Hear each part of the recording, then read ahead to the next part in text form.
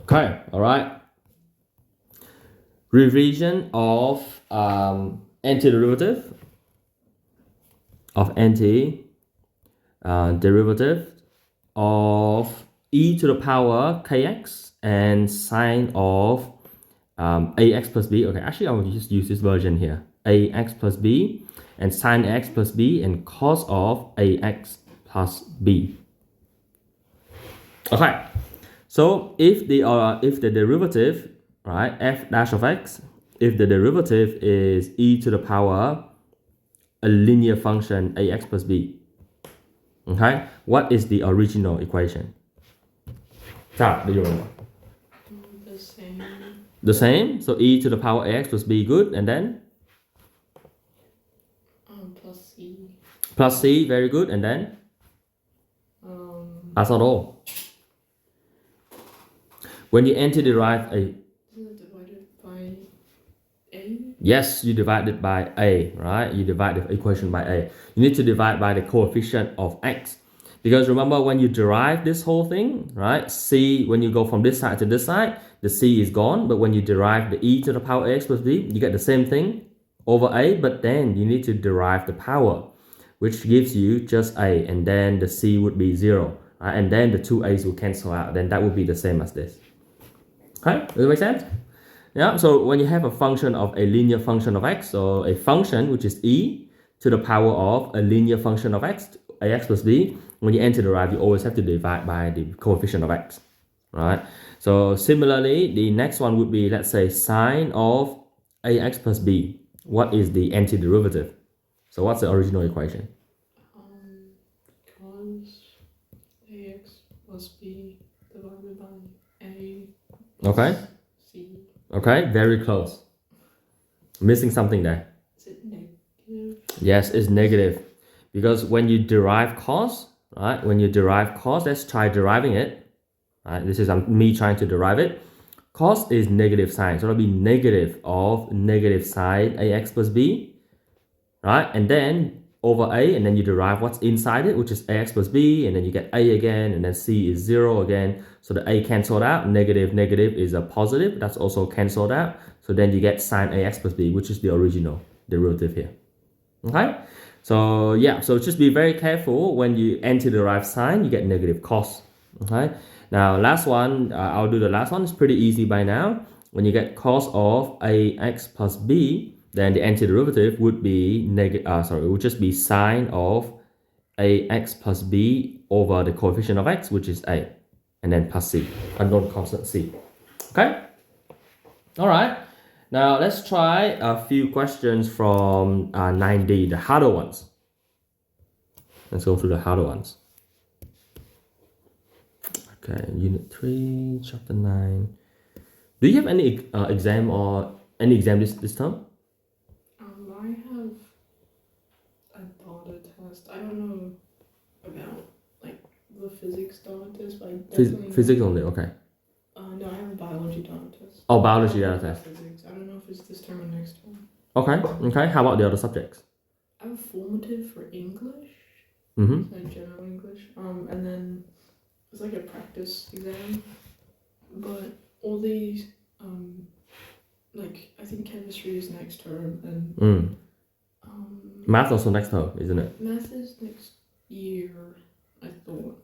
Yeah. Wait, math next term, you guys will most likely have an assignment. Yeah. Exam is next year. What? The exam for Unit 3 is next year. Yeah, and then my specialist one is term 2 next year. Wait, the exam? Yeah, my Unit 3 exam, because they said, because the methods one is at the beginning of the first term. Yeah, it is, yeah. So I'll get my specialist assignment the first term, I think, and then because they can't do it at the same time, I have to do the exam. Oh, okay, interesting. Alright, so basically for methods this term there's nothing, just studying. Probably like a quiz or something, most likely. Yeah, I think we'll be fine. Okay, let's try this one here. Given that dy over dx is an equation ae to the power negative x plus 1. Okay, so again, this the strategy for this lesson will be the same as last lesson, where you guys will just, I'll explain a few questions. Actually, let me see. I'll explain all of them at once, 9D and 9E, and then you guys gonna redo it. Okay, after all the explanation. So Charlie and Blake, if you're listening, don't do these questions. Just try to follow, understand, and try to memorize the techniques. And then later on, you have to redo these questions without looking at the answer, if possible. All right. So question 5. Given that the derivative is equals to that equation there, and then when x equals to 0, right, we're given when x is a certain value, we're given the derivative, y dash, and then we're given the y value. All right, which means you need to substitute in a few times. We'll see. Find the value of y when x equals to 2. So we need to find y and then substitute in to get x equals to 2. Sarah, can you outline what the steps are before I do it? You have to anti-derive so you can get the original calculation. Okay, yes, that's a general, that's one step. So anti-derive, which is find y, which is the antiderivative of ae power minus x plus 1 dx. However, this step I would normally do it later. Okay. Oh, whoops. The reason is because when you antiderive and there's an a value, it's not quite convenient. The first thing you need to find is a. How do we find a? By substituting. Well, look, this is dy over dx, and the only other unknown is x, right? In order to find a, you need to get rid of the x and dy over dx value, and guess what? They already give you the dy over dx value at x equals to 0. So you sub x equals to 0, and then dy over dx equals 3. Okay? When you sub these two in, you should be able to find a, and once you've got that, then you can antiderive. And then you need to find, after you antiderive, there will be a constant c, so you need to find c by substituting x equals to 0, and now you sub the y value equals 5. Right? Because when you antiderive it, it will be y equals something, no longer dy over dx equals something. That's why they give you 3 pieces of information here in order to find, so you get 2 pairs and to solve for 2 things. So once you've got c, you need to sub x equals to 2, and then to find y at x equals 2, so y of 2. Okay, so these are the general 4 steps. So let's walk through them. So the first step would be sub x equals to 0, dy over dx equals to 3. So we get 3 equals to, when x is 0, that whole thing is 1, e to the power 0 is 1. So 3 equals to a plus 1, which means 2 equals a.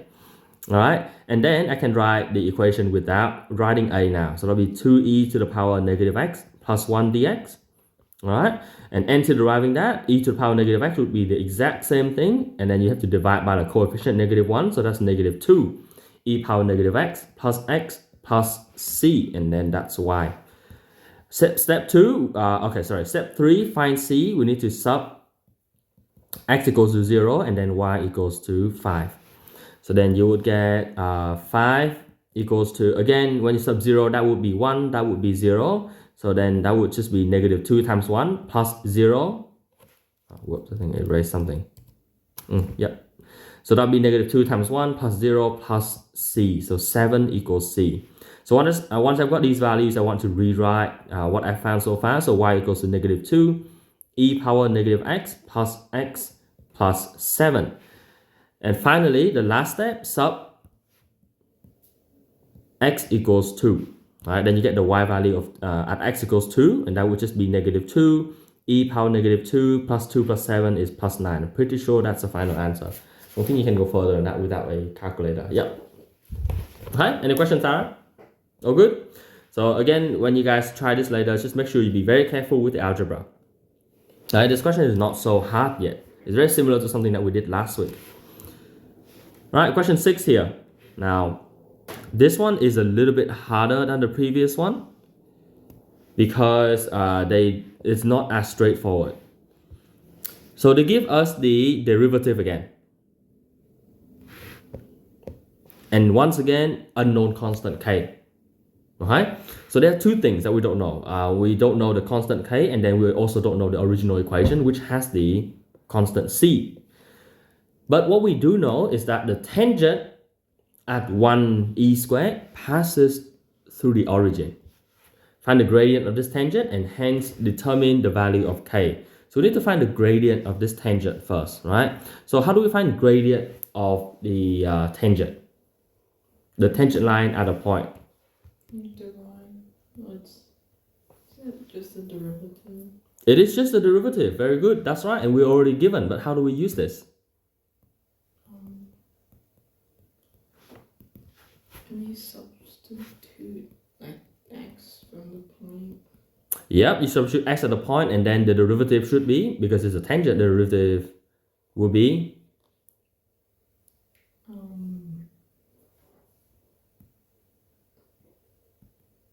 how do we find the gradient?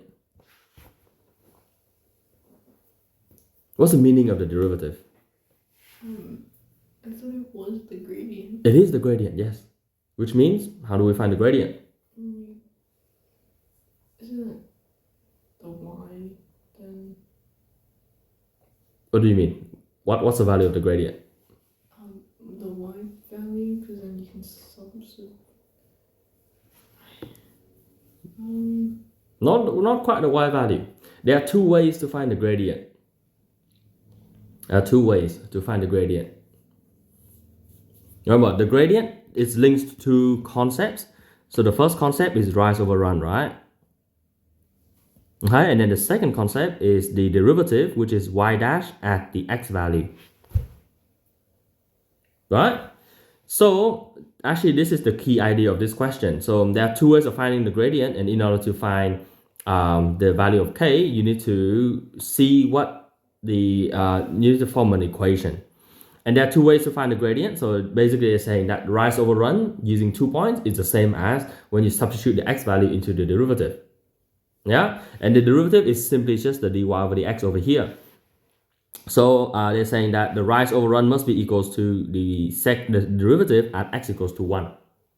Right, which is the same as e to the power k times 1, which is e to the power k. Right, does it make sense? Yeah. And then the rise over run, well, we need 2 points. What's the first point? First one is this one. What's the second point? The origin. Right?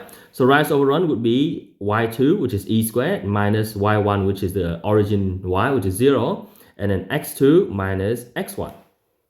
Right? And that would be e to the power 2. So note that the gradient using rise over run is e squared, and using the equation is e power k. But it's the same gradient. Therefore, e squared must be equals to e to the power k. Does it make sense? Because they're both equal to the gradient. Therefore, 2 must be equals to k, and that's how you use the gradient to find the value of k. Okay? Alright?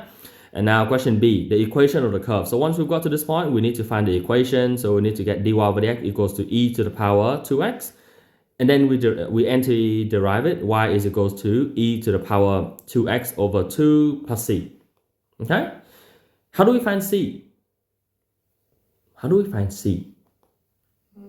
Substitute 1 and e squared. Very good. Substitute 1 and e squared. Because the point 1 and e squared just mean y is e squared and x is 1. So then we've got e squared is equals to e to the power 2 times 1, which is 2, over 2 plus c. Bring that over there, e squared minus, so e squared over 1 minus e squared over 2 plus c. Alright, now it's just fraction, equals to c. Now it's just fraction subtraction, so times this one by 2, so that'll be 2e squared, and then 2 times 1, so that'll be 2e squared minus e squared over 2, that'll be e squared over 2 equals to c. Alright, then therefore the final answer is y is equals to 1/2, I'll just write it as 1/2 instead of over 2, 1/2 e to the power 2x plus e squared over 2. Okay, and maybe the textbook might factorize it. Let's see, they factorize it.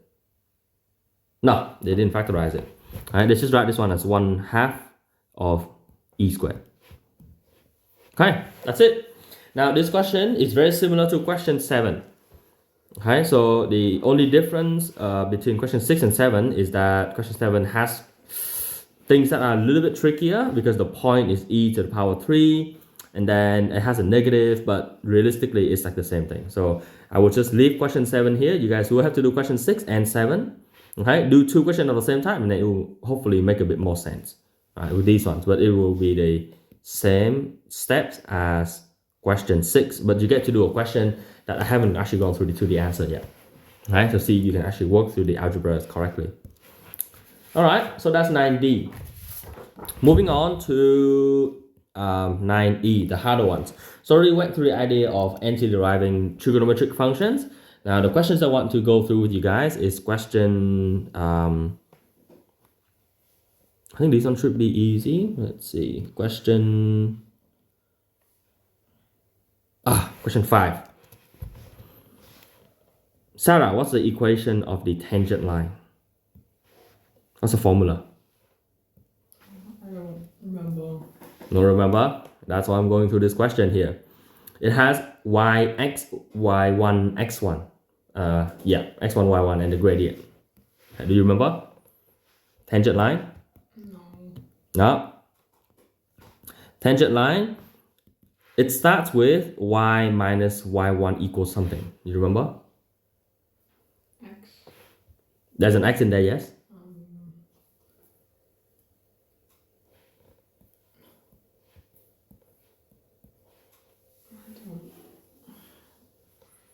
Isn't A like times multiplied by the x minus x1? Yep, x minus x1. What multiplies in here? I don't know. The gradient. How do we find the gradient? Is f dash at the value x1. It's the derivative calculated at the value x1, which is this one here.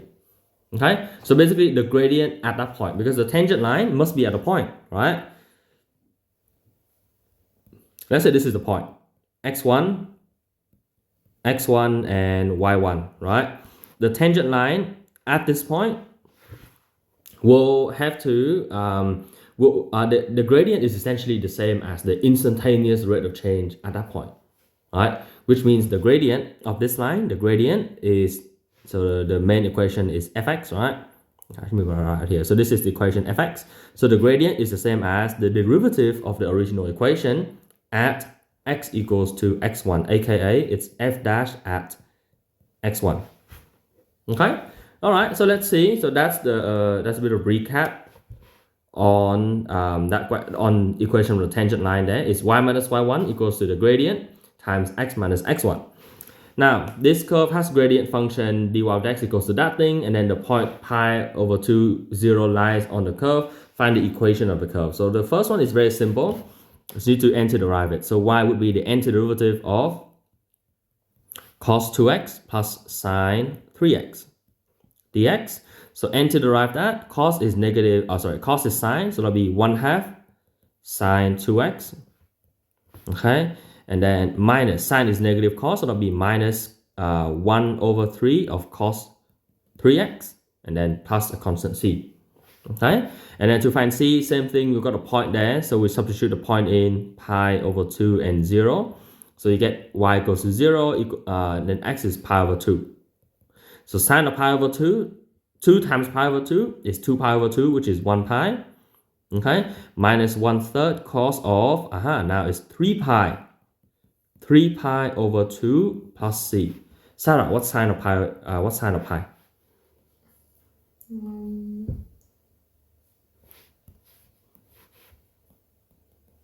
Isn't it negative 1? Sine pi. Now, first, to figure it out, use the unit circle. Which point on the unit circle corresponding to pi? Is it one of the 4 special points, like the top, bottom, left, right? Is it one of these? Or is it like one of the diagonal ones? I know it's the left. The left point, yes. Pi is the left point. Good. So what is the sine value? Is the coordinate on the sine axis? 0. 0, yes. Sine pi equals to 0. What's cos of 3 pi over 2?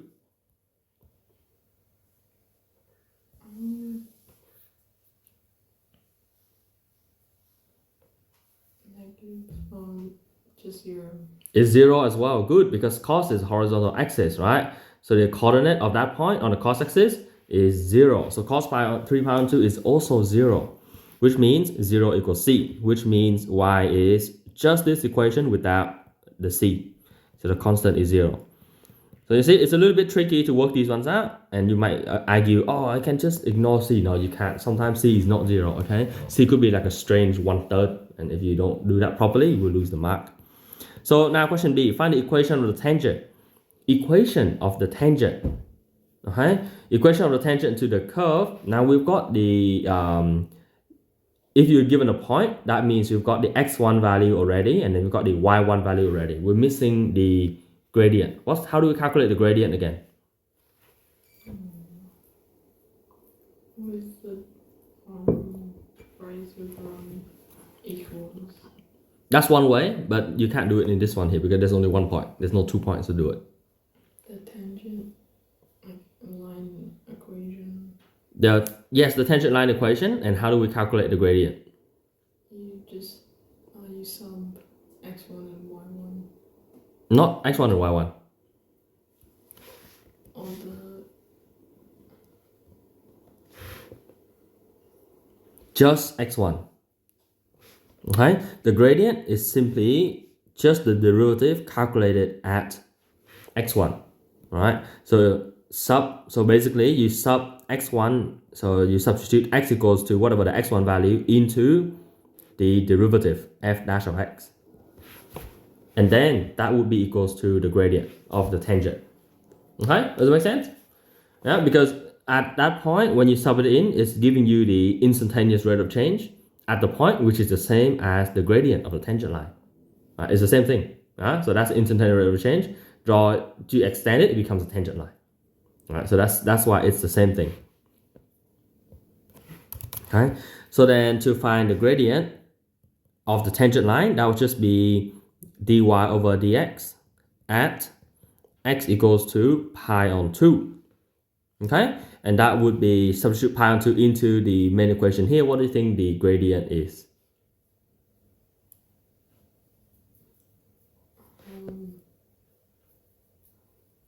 Okay, let's work it out.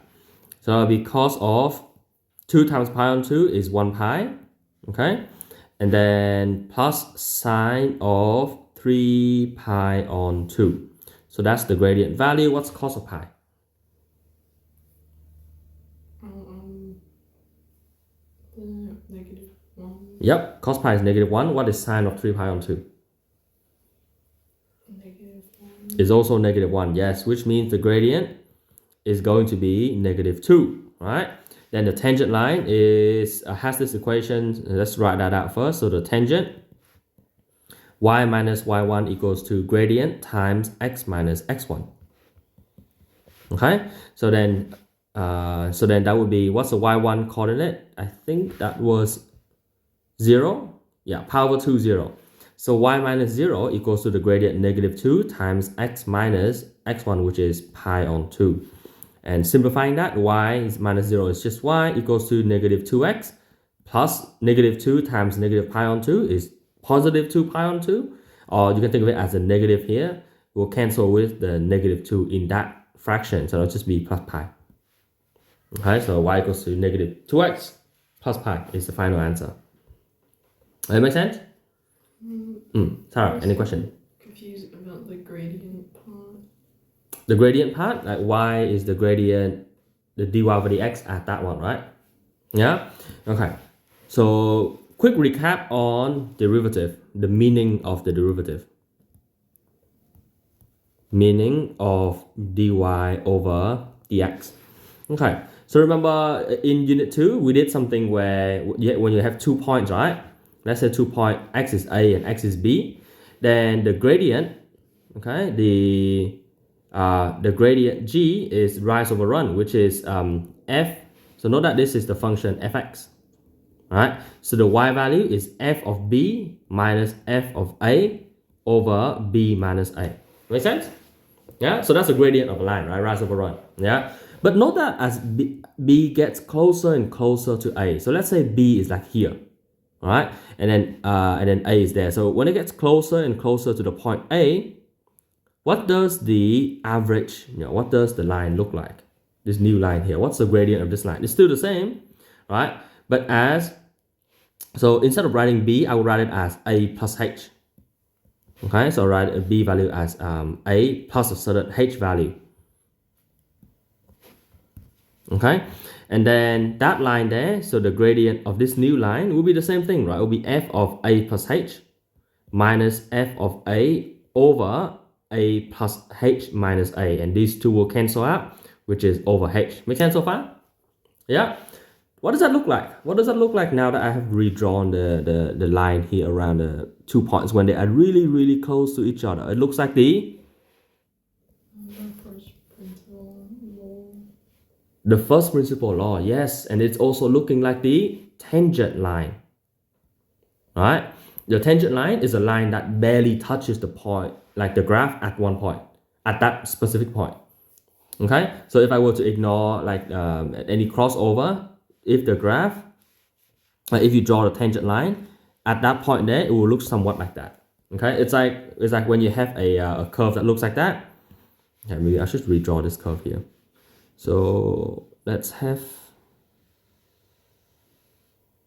Okay, so let's say that's a curve there. Originally it's like that, and then when the other point gets closer and closer to the so the distance gets closer and closer to 0, the line that crosses through them, right, will look like the, okay, I think might need to change it up a little bit. It's a bit hard to see.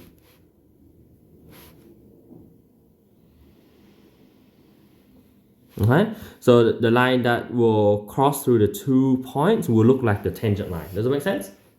Yeah. So this is like the tangent line, right? And the first principle is saying that the derivative is specified by the limit of when the distance gets closer to 0 of fx plus h minus fx over h. This is the first principle. That's the definition of the derivative. Okay, so the derivative is essentially the gradient equation. Okay, so it gives you that's a tangent line, and the gradient is given by this thing, right? And the instantaneous rate of change is represented by, alright, so the first the derivative is the gradient. It will give you the gradient at a point on the curve, and also the instantaneous rate of change, the IROC.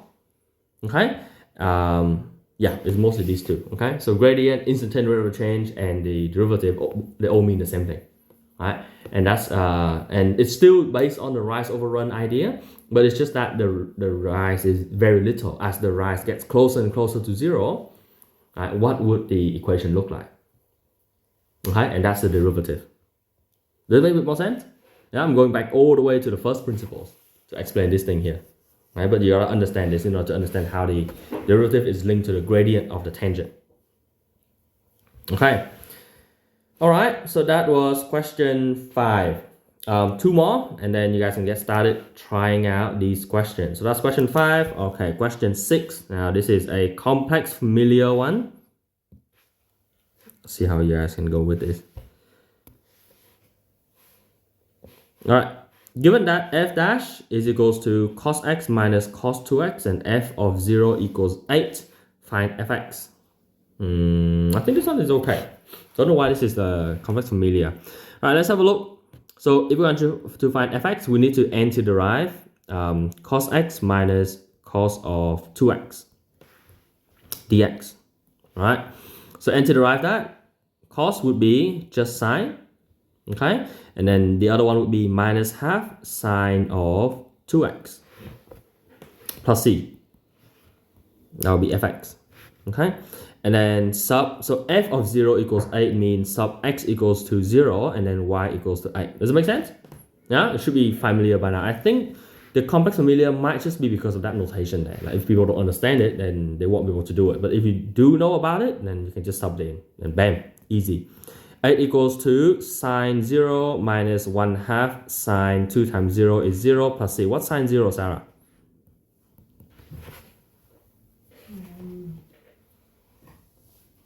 Isn't it pi?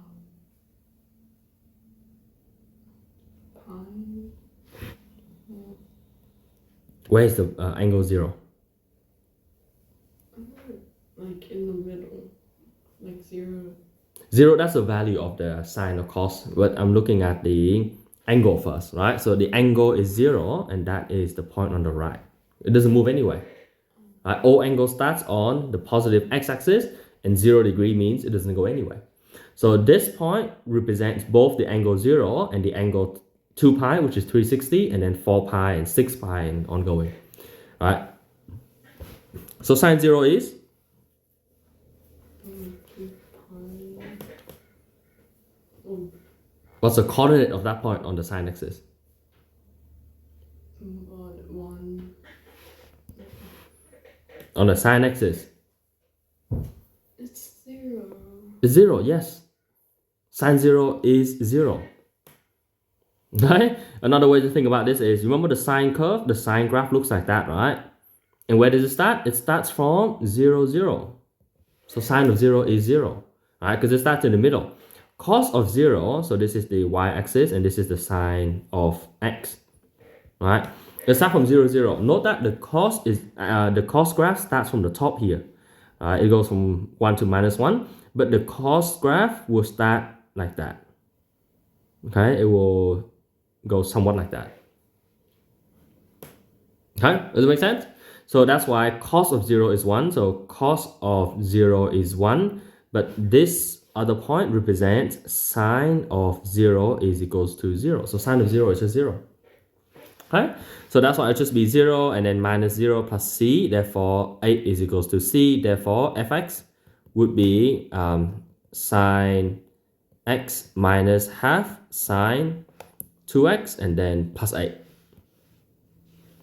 Alright, that's the equation. Okay, last one, question 7. Oh, this is just another recap of the previous question about equation of the tangent line. So this one, curve with equation y equals to fx passes through the point pi 0 and f dash equals to the other one. Now find fx. So same thing, fx would be to antiderive it. Antiderive of 1 minus 3 sine 3x dx. Okay, so antiderive 1, you get just x. And when antiderive negative sine, you get cos. Yeah, so that'll just be cos plus cos of 3 cos of 3x, and then you divide by the coefficient of x, which is 3 plus c. Okay, does that make sense? Yeah. When in doubt, you can always look at this and you try to derive it to get back, to see if you get back the original at the end. When you try it, you will get back the original. So simplifying, that will be x plus cos 3x plus c. And this would be equals to f of x. Okay, it passes through the point pi 0, so you can substitute that point in, sub pi 0, and then you can find c. So when the answer will be 0 when x equals to pi plus cos 3 pi. What's cos 3 pi, Sarah? You get all the questions today because the other two are not here. Is it 3 pi at the top? 3 pi is not at the top. Oh, no, it's on the left. Yep, it's on the left. And cos of that is?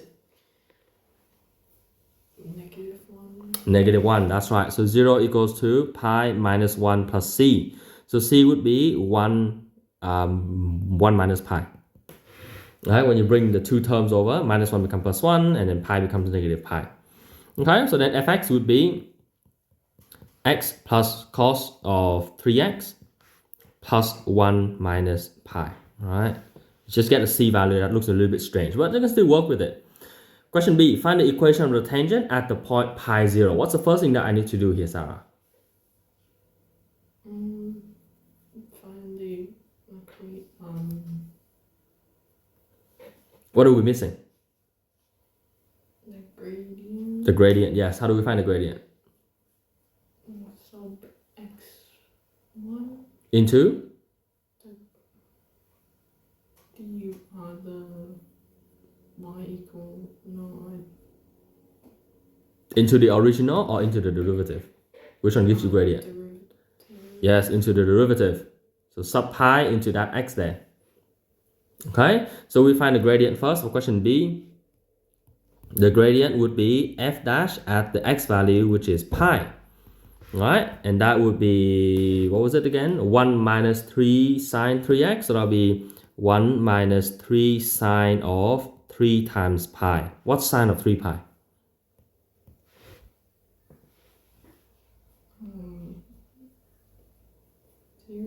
Zero. 0, yes. 3 times 0 is 0, so the gradient is 1, which means that the tangent, okay, again, if you want, you should write the equation for the tangent, y minus y1 equals gradient times x minus x1.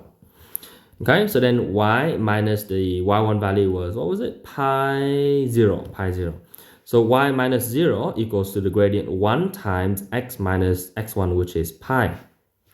Okay, so it's simply y equals to x minus pi is the tangent to this equation here. Okay, all right, any last question?